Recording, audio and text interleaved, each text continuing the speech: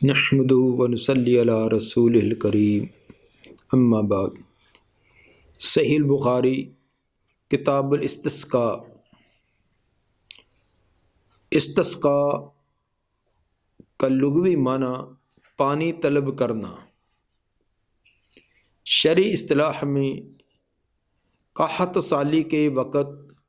مخصوص طریقہ سے اللہ تعالیٰ سے بارش طلب کرنے کو استسقاء کہتے ہیں۔ مختلف احادیث کی روشنی میں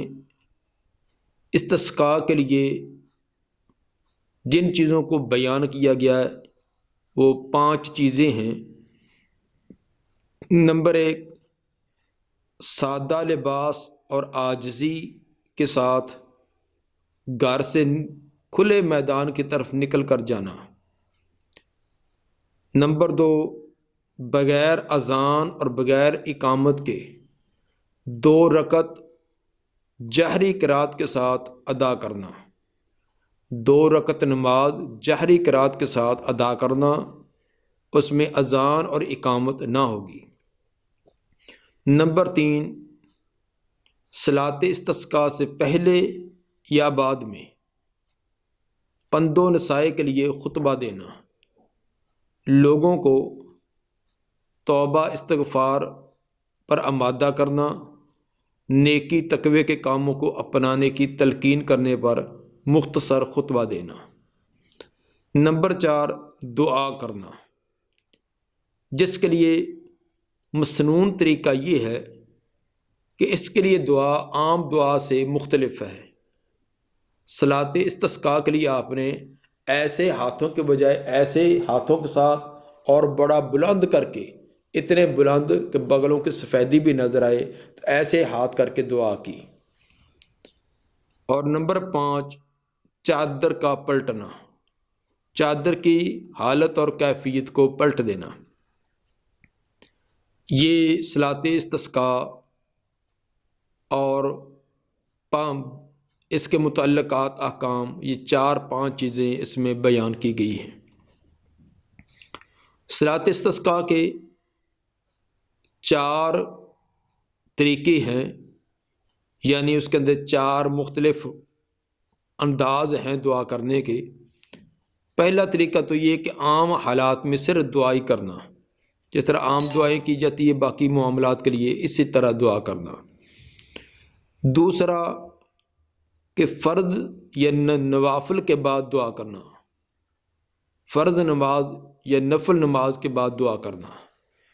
تیسرا خطبہ جمعہ کے دوران دعا کرنا۔ اور چوتھا طریقہ جو مکمل کا مکمل ایک انداز ہے وہ ہے صلاۃ استسقاء کے لیے کھلے میدان میں نکلنا، اور جیسے کہ پہلے بتلایا اسی انداز میں نماز ادا کر کے دعا کرنا۔ ان تمام احکام کے لیے امام بخاری رحمہ اللہ نے 29 باب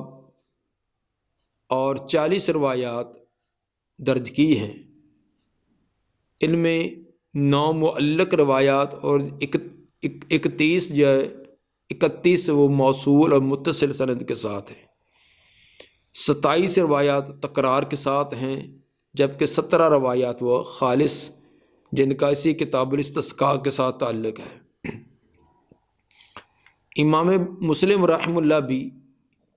امام بخاری رحمہ اللہ کے ساتھ شریک ہیں۔ صرف 6 روایات امام بخاری جو الگ ہیں، منفرد ہیں، باقی 40 میں سے 34 روایات وہ ہیں جو امام مسلم بھی لائے ہیں اور امام بخاری بھی، یعنی دونوں کا اس پر اتفاق ہے۔ مرفوع روایات کے ساتھ ساتھ امام بخاری رحمہ اللہ نے 2 اثر بھی اس سلسلہ میں نقل کیے ہیں۔ صلاۃ استسقاء میں صرف بارش نہیں بلکہ اس کے کچھ اور متعلقات بھی ساتھ بیان کر دیے ہیں، جس کی وجہ سے اس کے ابواب کی تعداد 29 تک پہنچ گئی ہے۔ مثلا بارش کے وقت کیا کیا جائے،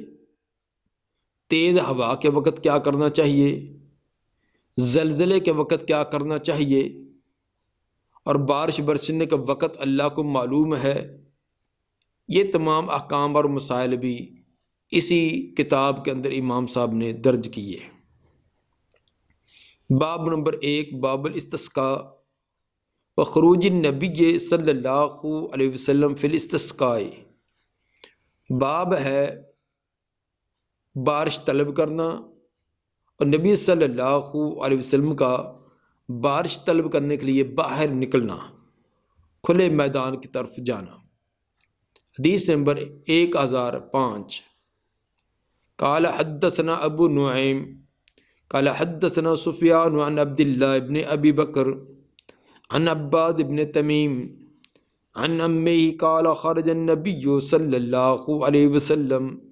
یستسقی وحول رداءہ۔ حضرت عباد بن تمیم رضی اللہ تعالیٰ عنہ اپنے چچا سے بیان کرتے ہیں کہ نبی صلی اللہ علیہ وسلم استسقاء کے لیے بارش کی دعا کے لیے نکلے، وحول رداءہ، اور آپ نے اپنی چادر کو بھی پلٹا۔ چادر کو پلٹنے سے مراد کہ چادر کی جو دائیں طرف تھی اس کو بائیں طرف اور بائیں طرف کو دائیں طرف کیا، اوپر والے حصے کو نیچے اور نیچے والے حصے کو اوپر کیا۔ یہ گویا ایک تفاعل تھی کہ جیسے یا اللہ یہ حالت تبدیل ہو گئی ہے، اسی طرح ہماری حالت بھی قحط سے خوشحالی کی طرف تبدیل کر دے۔ یہ روایت امام بخاری رحمہ اللہ 10 مرتبہ لائے ہیں۔ اس جگہ یہ ثابت کیا کہ استسقاء کے لیے جو نماز ادا کرنی ہے اور خاص انداز کی دعا کرنی ہے، اس کے لیے باہر کھلے میدان میں جانا چاہیے۔ باب نمبر 2، باب دعائے نبی صلی اللہ علیہ وسلم اجعلھا سنین کسنی یوسف۔ باب ہے نبی صلی اللہ علیہ وسلم کا بد دعا کرنا، کافروں کے، بے دین لوگوں کے جو بغاوت اور سرکشی میں حد سے بڑھ چکے، ان کے لیے بد دعا کرنا کہ اجعلھا سنین، اے اللہ کر دے ان پر قحط، کسنی یوسف، جس طرح کہ سیدنا یوسف علیہ السلام کے دور میں قحط آیا تھا۔ اس میں امام بخاری رحمہ اللہ یہ ثابت کرنا چاہتے ہیں کہ جس طرح مسلمانوں کی خوشحالی کے لیے دعا کی جاتی ہے، اسی طرح جو بے دین غیر مسلم ہیں، جو مسلمانوں کے لیے دن رات اذیت اور تکلیف کا سبب بنے ہوئے ہیں، ان کے لیے بد دعا کرنا بھی جائز ہے۔ حدیث نمبر 1006۔ قال حدثنا قتيبة قال حدثنا مغيرة بن عبد الرحمن عن ابي الزناد عن الاعرج عن ابي هريرة ان النبي صلى الله عليه وسلم كان اذا رفع راسه من الركعة الآخرة يقول۔ سیدنا ابو ہریرہ رضی اللہ تعالیٰ عنہ فرماتے ہیں کہ نبی صلی اللہ علیہ وسلم جب آخری رکعت سے سر اٹھاتے، فرض نماز کی آخری رکعت سے سر اٹھاتے، آخری خواہ وہ 2 رکعتی نماز ہوتی جس طرح فجر کی، یا 3 رکعتی ہوتی جس طرح مغرب کی، یا 4 رکعتی ہوتی جیسے ظہر عصر اور عشاء کی۔ کان اذا رفع راسه من الرکعۃ الآخرہ، جب آخری رکعت سے سر مبارک اٹھاتے، یقول، تو یہ دعا فرماتے، اللہم انجی عیاش بن ابی ربیہ، اے اللہ نجات دے عیاش بن ابی ربیہ کو، اللہم انجی سلمۃ بن ہشام، اے اللہ نجات دے سلمہ بن ہشام کو، اللہم انجی الولید بن ولید، اور اے اللہ نجات دے ولید بن ولید کو، اللہم انجل مستضعفین من المؤمنین، اے اللہ نجات دے مومنوں میں سے تمام جو کمزور، جو ہجرت کر کے نہیں آ سکے اور کافروں کی ظلم و ستم برداشت کر رہے ہیں، ان کو، ان کمزور افراد کو، بچوں کو، عورتوں کو، بوڑھوں کو، یا جوان ہیں لیکن ان کو ایسے قیدوں کے اندر بند کیا ہوا ہے کہ وہ نکل نہیں سکتے، یا اللہ ان کی بھی مدد فرما، ان کو نجات دلا۔ یہ اتنا حصہ اس کا تعلق ہجرت سے پہلے کا ہے کہ یہ ہجرت سے پہلے جو مکہ کے اندر کچھ لوگ کافروں کے نرگے میں تھے اور ان کے گراؤ میں تھے، ان کے لیے، اور اس دعا کا دوسرا حصہ جو ہے یہ ہجرت کے بعد والا ہے۔ اللہ مشدد وطعتا کا اللہ مضر، اللہ سختی کر، گرفت کر اور پکڑ کر اپنی مضر قبیلے پر، اللہ مجعل سنین کا سن یوسف، اللہ ان قبیلے اس قبیلے کو کر ان پر قحط جس تک کہ یوسف علیہ السلام کے دور میں قحط آیا تھا۔ وَأَنَّ النَّبِيَّ صلی اللہ علیہ وسلم قال، نبی صلی اللہ علیہ وسلم نے یہ بھی فرمایا، غفار غفر اللہ لہا، غفار قبیلہ اللہ نے ان کو معاف کر دیا، اللہ نے ان پر مغفرتیں فرما دی کیونکہ وہ خود بخود مسلمان ہو گئے ہیں۔ وَأَسْلَمُ سالم اللہ، اور اسلم قبیلہ اللہ نے ان کو سلامت رکھا، ان کے ساتھ بھی جنگ کی نوبت نہیں آئی۔ قال ابن ابی الزناد عن ابی ھذا کلہ فی الصبح، ابن ابی الزناد جو اپنے باپ سے بیان کرتے ہیں کہ یہ سب کا سب صبح کی نماز میں تھا، پیچھے میں مطلق تھا اور اس کے اندر صبح کی نماز کا تذکرہ ہے۔ تو یہ قنوت نازلہ بعد جب سخت مواقع آئے ہیں اس وقت آپ نے تمام نمازوں کے اندر بھی یہ قنوت نازلہ کی ہے، جب کوئی درمیانی قسم کی شدت ہوتی تو پھر 2 نمازوں میں بھی، اور جب اس سے بھی کم درجے کی ہوتی تو پھر 1 نماز کے اندر بھی یہ قنوت نازلہ کی ہے۔ بہرحال قنوت نازلہ کسی بھی آفت و مصیبت کے وقت فرض نماز کی آخری رکعت میں رکوع کے بعد کھڑے ہونے کے بعد کہ قومے کے اندر قومے کی دعائیں پڑھنے کے بعد پھر یہ دعا کی کرنے کا موقع اور محل ہے۔ اس دعا کے اندر مومنین کے حق میں جو تنگی میں پریشانی میں مبتلا تھے ان کی نجات کے لیے دعا ہے، اور ان کے اس کے برعکس جو مسلمانوں کو مومنوں کو اذیتیں اور تکلیفیں پہنچا رہے تھے بلکہ دن رات ان کا دائرہ اتنا تنگ کر دیا تھا کہ ان کو زندگی گزارنا بھی ان کے لیے مشکل ہو چکی تھی، ایسے کافرین کو مشرکین کو اور بے دین لوگوں کو ان کے خلاف بد دعا بھی کی۔ باب کے ساتھ مناسبت یہ ہے کہ جس طرح کافروں کے لیے بے دین لوگوں کے لیے یہ بد دعا کی ہے کہ یا اللہ ان پر قحط ڈال، کیونکہ وافر مقدار میں یہ کھانا پینا جس کی وجہ سے ان کی آنکھوں پر چربی چڑھ چکی ہے، جس کی وجہ سے وہ بغاوت اور سرکشیوں پر چڑھے ہوئے ہیں، تو جب ایک ٹائم کے کھانے کو ترسیں گے تو ان کی عقل خود ہی ٹھکانے آ جائے گی۔ تو چونکہ وافر مقدار میں کھانے پینے کی وجہ سے وہ بغاوت سرکشیاں کر رہے ہیں، تو اہل ایمان وہ بیچارے ان کے لیے اسباب اور وسائل نہیں ہیں، تو کافروں کا ان پر قحط ڈال کے یہ مصیبتیں ان پر ڈال، اور اہل ایمان پر اپنی رحمتیں اور برکتیں نازل فرما۔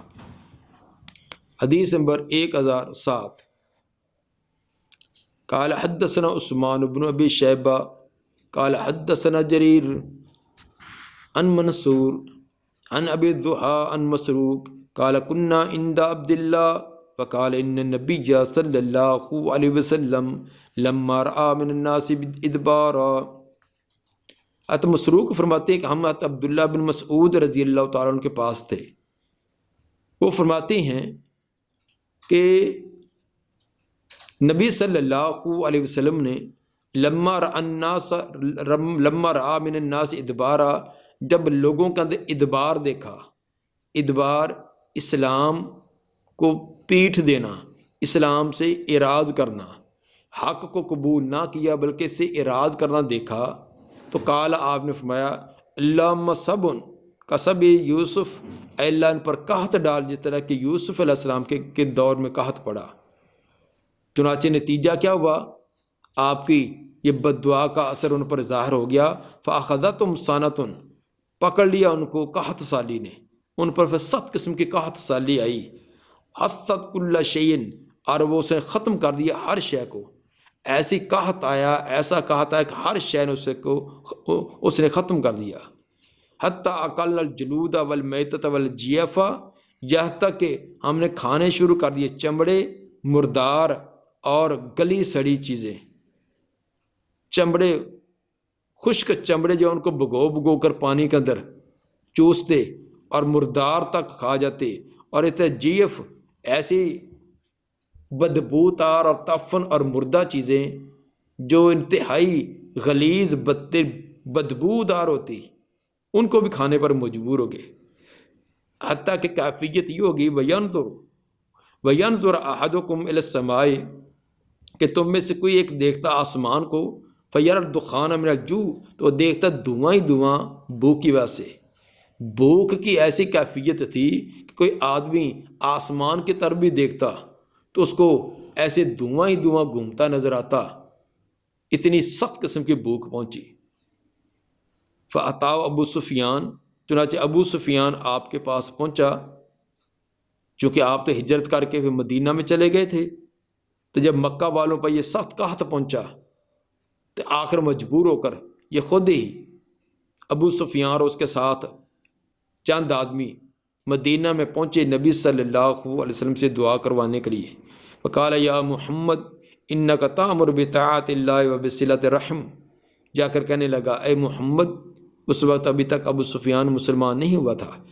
بے شک آپ تو حکم دیتے ہیں، آپ تو لوگوں کو اللہ کی اطاعت کا اور رشتہ داریوں کو ملانے کا حکم دیتے ہیں۔ وَإِنَّ قَوْمَكَ قَدْ هَلَكُوا تیری قوم جو وہ ہلاکت کے گڑھے پر پہنچ چکی ہے، ہلاکت میں واقع ہو چکی ہے۔ فَادْعُوا اللَّهَ لَهُمْ ان کے لیے دعا کیجیے۔ قال اللہ تعالیٰ تو اللہ تعالیٰ نے یہ سورہ دخان کی یہ آیت نازل کی، فَارْتَقِبْ یوم تَأْتِی السَّمَاءُ بِدُخَانٍ مُبِینٍ، بس انتظار کیجیے جدن لائے گا آسمان واضح دھواں۔ اِلیٰ قَوْلِهِ اِنَّکُمْ عَائِدُونَ بے شک تمام دوبارہ لوٹنے والے ہو، یوم نبطش البطشۃ الکبریٰ جس دن ہم سخت قسم کی گرفت کریں گے، انا منتقمون یقیناً ہم انتقام لینے والے ہیں۔ یہ سورہ دخان کی آیت نمبر 1 سے لے کر آیت نمبر 10 سے لے کر 16 تک۔ فالبطشۃ یوم بدر، بطشۃ الکبریٰ سے مراد بدر کی گرفت ہے۔ وقد مازت الدخان دھویں والی بات جو قرآن نے جس کی طرح اشارہ کیا ہے، ابن مسعود رضی اللہ تعالیٰ فرماتے تھے وقد مازت الدخان، دخان والا واقعہ بھی ہو چکا ہے، والبطشۃ بطشۃ الکبریٰ جو بدر کے میدان کا سخت ان کی گرفت ہوئی اور کافروں کی خوب پٹائی ہوئی وہ بھی ہو چکی ہے، واللزام اور لزام بھی ہو چکا ہے، وآیت الروم رومیوں والی آیت یہ بھی ظاہر ہو چکی ہے۔ عبداللہ بن مسعود رضی اللہ تعالیٰ عنہ فرمایا کرتے تھے کہ یہ 4 کام ہو چکے ہیں۔ پہلا تو دخان والا جو سورہ جو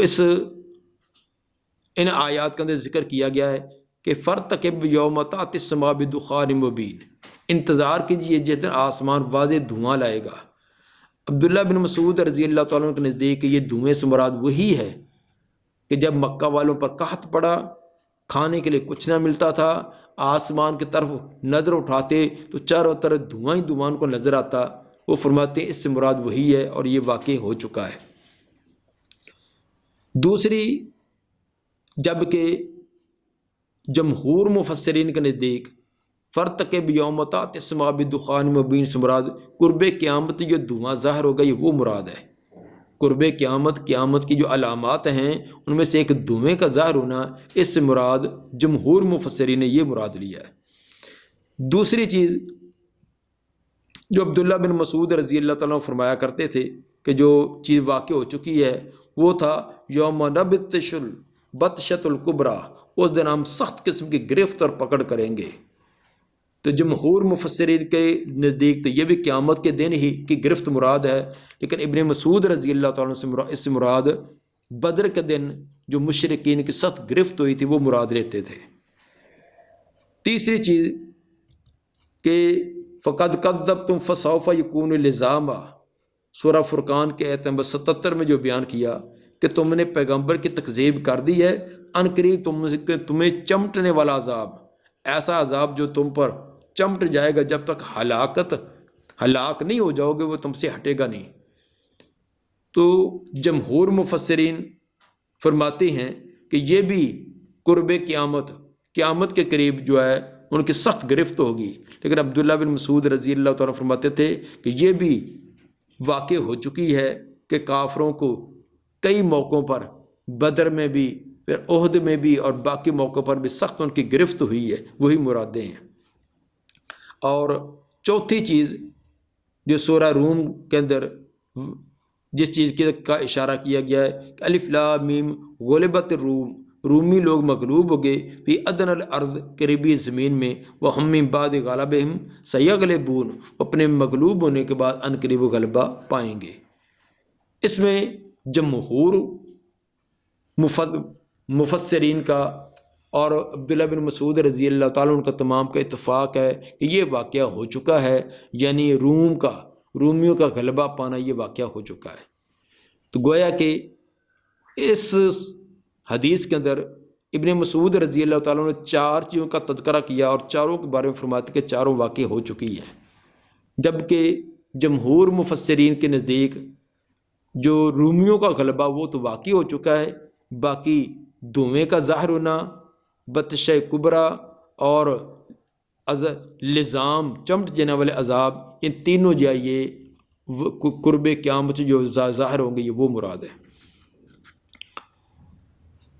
یہ حدیث امام بخاری رحمہ اللہ 12 مرتبہ لائے ہیں۔ اس جگہ یہ چیز ثابت کی کہ آپ کا کافروں کے لیے بد دعا کرنا تو ثابت ہوا جو بغاوت اور سرکشی کی تمام حدود پھاند جائیں اور مسلمانوں کو، ان کی جانوں کو، ان کی مالوں کو، ان کی عزتوں کو نقصان پہنچا رہے ہوں تو ان کے خلاف بد دعائیں کرنا یہ جائز ہے۔ باب نمبر 3، باب سوال الناس الامام الاستسقاء اذا کوہتو، باب ہے لوگوں کا اپنے امام سے سوال کرنا، مطالبہ کرنا بارش کا، اذا کوہتو جب ان کو قحط پہنچے، جب قحط کا دور ہو تو لوگوں کو بھی اپنے امام، اپنے خطیب، ان سے یہ دعا کی اپیل کرنی چاہیے، یعنی کہ امام ہی اہتمام کرے، امام کو بھی اس چیز کا خیال کرنا چاہیے اور مقتدی حضرات کو بھی اس چیز کے اندر توجہ کرنی چاہیے۔ حدیث نمبر 1008، قال حدثنا عمرو بن علی قال حدثنا ابو قتیبہ قال حدثنا عبد الرحمن بن عبد اللہ بن دینار عن ابی قال سمعت ابن عمر یتمثل بشعر ابی طالب، میں نے عبداللہ بن عمر رضی اللہ عنہما سے سنا، یتمثل وہ استدلال کر رہے تھے ابو طالب کے شعر سے۔ تمثل کسی کا شعر، کسی کی چیز کو بیان کر کے اسے استدلال کرنا، وہ استدلال کرتے تھے ابو طالب کے شعر سے۔ کون سا شعر؟ وَأَبْيَضَ يُسْتَسْقَى الْغَمَامُ بِوَجْهِهِ ثِمَالُ الْيَتَامَى عِصْمَةٌ لِلْأَرَامِلِ، ابو طالب کا ایک بہت لمبا قصیدہ ہے جو تقریب 110 اشعار پر مشتمل ہے، اور ان اشعار میں سے ایک شعر یہ ہے، اور وہ تمام اشعار ابو طالب نے نبی صلی اللہ علیہ وسلم کی مدح میں اور آپ کی تعریف میں کہی ہیں، اس میں سے ایک شعر کو یہ بیان کیا۔ وَأَبْيَضَ سفید چہرے والے، خوبصورت چہرے والے، یُسْتَسْقَى الْغَمَامُ بِوَجْهِهِ بادلوں سے بارش طلب کی جاتی ہے ان کے چہرے کے ساتھ۔ اگر وہ چہرہ اوپر کر کے اللہ تعالیٰ کو کہہ دیں کہ یا اللہ بارش دے تو بارش دی جاتی ہے۔ ثِمَالُ الْيَتَامَى یتیموں کا سہارا ہیں وہ، عِصْمَةٌ لِلْأَرَامِلِ اور سرپرست ہیں بیوگان کے، بے سہاروں کے وہ سرپرست ہیں۔ تو گویا کہ اس شعر کے اندر بھی اس بات کی طرف اشارہ ہے کہ نبی صلی اللہ علیہ وسلم کے چہرے کے ساتھ بارش طلب کی جاتی، یعنی آپ دعا کرتے، اپنے ہاتھ اور چہرہ آسمان کی طرف اٹھاتے۔ حدیث نمبر 1009، وقال عمر بن حمزہ قال حدثنا سالم عن ابیہ ربما ذکرت قول الشاعر، وہ فرماتے ہیں کہ اکثر اوقات میں یاد کرتا شاعر کا یہ شعر، وَأَنَا أَنظُرُ إِلَى وَجْهِ النَّبِيِّ اس حال میں کہ میں نبی صلی اللہ علیہ وسلم کے چہرے کو دیکھ رہا ہوتا، یستسقی جب آپ بارش طلب کرتے، جب آپ بارش کے لیے دعا کرتے تو دعا کرتے ہی بارش شروع ہوتی تو مجھے شاعر کا یہ شعر یاد آ جاتا، فَمَا يَنْزِلُ حَتَّى يَجِيشُ كُلُّ مِزَابٍ آپ نیچے نہ اترتے تھے،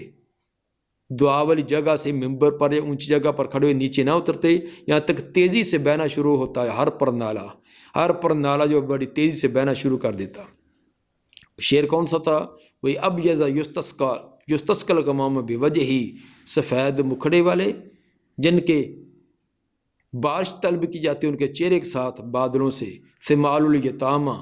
یتیموں کے وہ سہارا ہیں، عصمت للاراملی اور بیوگان کے وہ سرپرست ہیں۔ تو یعنی آپ سے دعا، امام بخاری رحمہ اللہ نے استدلال یہ کیا کہ آپ کے چہرے اور آپ کے ہاتھ کے اٹھنے سے دعا کی جاتی، بارش حاصل کی جاتی تھی۔ اور یہ کب ہوتی تھی؟ جب لوگ آ کر آپ کو عرض کرتے کہ قحط پڑ گیا ہے بارش کریں، تو آپ بارش کے لیے ہاتھ اٹھاتے اور سر مبارک اوپر اٹھاتے تو بارش ہو جاتی۔ تو گویا کہ لوگ آپ سے آ کر سوال کرتے، اس سے استدلال کیا کہ لوگوں کا امام سے قحط کے وقت سوال کرنا اور امام کا دعا کرنا۔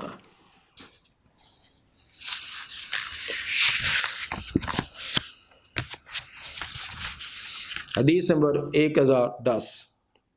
قال حدثنا الحسن بن محمد قال حدثنا محمد بن عبد الله الانصاری قال حدثني ابو عبد الله بن المثنى عن ثمامة بن عبد الله بن انس عن انس ان عمر بن الخطاب رضی اللہ عنہ كان اذا قحطوا استسقى بالعباس بن عبد المطلب فقال اللهم انا كنا نتوسل اليك بنبينا فتسقينا فانا نتوسل اليك بام نبينا فاسقنا فیسقون۔ عمر بن خطاب رضی اللہ تعالیٰ عنہ کان اذا قحطوا، جب ان کو قحط پڑتا، ان کے دور میں جب قحط ہوتا، استسقى بالعباس بن عبد المطلب، تو بارش طلب کرتے عباس بن عبد المطلب سے کے ذریعے، یعنی ان کی دعا کے ذریعے۔ فقال، اور وہ دعا میں ایسے کہتے، حضرت عمر رضی اللہ تعالیٰ دعا کے اندر ایسے کہا کرتے تھے، اللہم انا کننا نتوسل الیک، اے اللہ ہم ذریعہ بناتے تھے تیری طرف، بے نبینا اپنے نبی کے ذریعے، نبی کی دعا کو ذریعہ بنایا کرتے تھے، فتسقینا تو ہمیں بارش دے دیتا تھا، انا نتوسل الیک اب ہم وسیلہ بنا رہے تیری طرف، بے ام نبینا اپنے نبی کے چچا کی دعا کو، فسقنا تو ہمیں بارش دے، قال فیسقون، تو راوی فرماتے ہیں ان کو بارش دی جاتی۔ یہاں بنبینا سے مراد نبی کی دعا ہے، ذات مراد نہیں ہے، کیونکہ قرآن اور حدیث کی نصوص کو دیکھنے سے یہ بات بالکل واضح ہے کہ 3 قسم کا جو وسیلہ ہے اس کا ثبوت کتاب و سنت میں موجود ہے۔ نمبر 1، اللہ کے اسماء و صفات کا وسیلہ، جیسے کہنا یا اللہ تجھے تیرے رحمان ہونے کا واسطہ، تیرے رحیم ہونے کا واسطہ، یہ واسطہ دینا۔ یہ سورہ اعراف کے آیت نمبر 180 میں ہے کہ وَلِلَّهِ الْأَسْمَاءُ الْحُسْنَىٰ فَادْعُوهُ بِهَا، اللہ کے بہت اچھے اچھے خوبصورت نام و صفات ہیں، ان کے ساتھ اللہ سے دعا کیا کرو۔ تو ثابت ہوا کہ دعا کے اندر اللہ کے اسماء و صفات کا واسطہ ڈالنا یہ درست ہے۔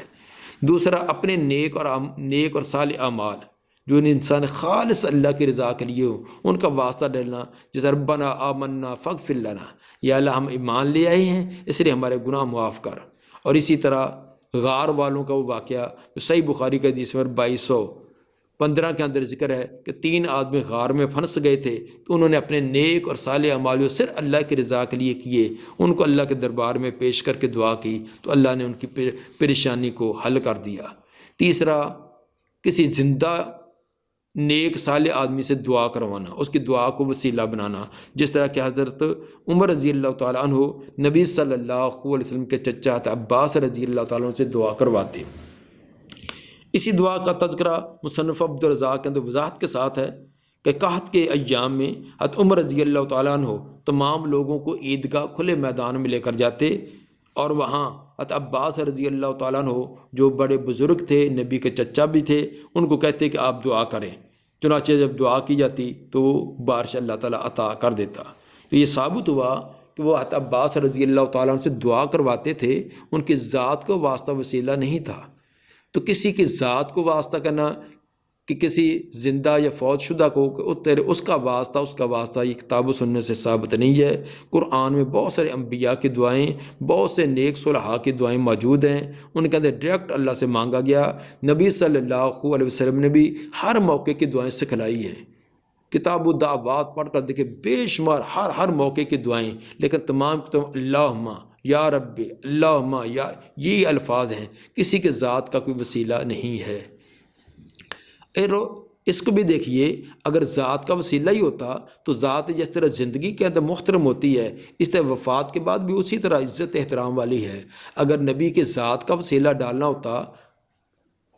تو حضرت عمر رضی اللہ تعالیٰ نے اپنے گھر میں بیٹھ کر ذات کا وسیلہ ڈالتے، پھر یہ لوگوں کو لے جا کر کھلے میدان میں جانا ہوتا، عباس رضی اللہ تعالیٰ سے التجا کرنے کہ دعا کرو، تو یہ کرانے کی ضرورت ہی نہ تھی، تو بیٹھے کہتے کہ یا اللہ تیرے نبی کے ذات کا واسطہ۔ تو اگر حضرت عباس رضی اللہ تعالیٰ کی ذات مراد ہوتی تو یقیناً یہ تو تمام کا عقیدہ ہے کہ حضرت عباس کی ذات سے نبی صلی اللہ علیہ وسلم کی ذات زیادہ محترم ہے، تو پھر نبی کی ذات کو چھوڑ کر رہتے عباس رضی اللہ تعالیٰ عنہ کی ذات کو وسیلہ کیوں ڈالا؟ حالانکہ نبی کی ذات زیادہ محترم ہے، جس طرح آپ زندگی کے اندر محترم تھے اس طرح وفات کے بعد بھی محترم ہے۔ پھر باہر میدان میں جانے کی ضرورت نہ تھی، گھر میں بیٹھے ہوئے